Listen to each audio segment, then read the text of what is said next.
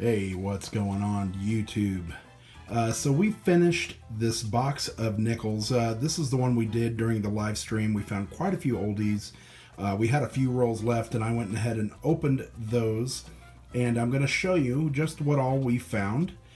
This is almost everything. There were a few nickels that we did give away.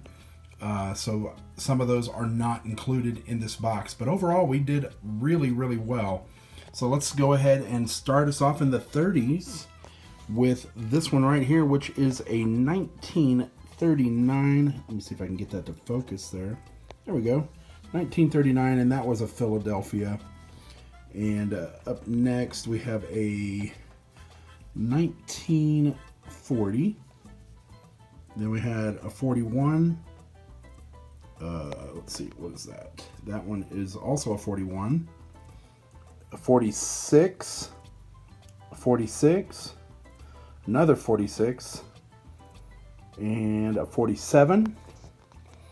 And then up to this next level, we have another 47, another 47, another 47. We got a lot of 47s out of this box.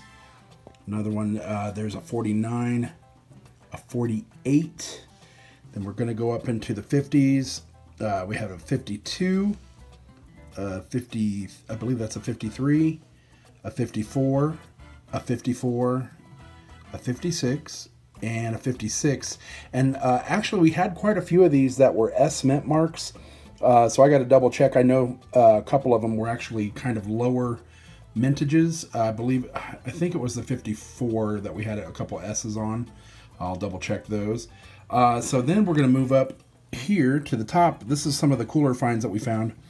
This was a 1979, and it was in really, really good shape, guys. So I flipped it over, and I did a little checking on the back.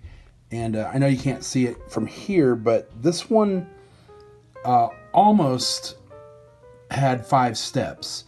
The backside was really, really nice shape, all except for the very bottom of the steps. Ended up... It must have got smushed or something right there, because all the top steps are perfect and the bottom ones are all crushed. So if that would have had 5 steps, that would have been an amazing coin. That would have been the best coin out of this whole box. We did get a Canadian nickel. Usually seems like we usually get one of these per box, and this one was an 86. Nothing old, but we'll definitely keep it because Canadian nickels are 99% actual nickel, which is a semi-precious metal, so you should always keep those.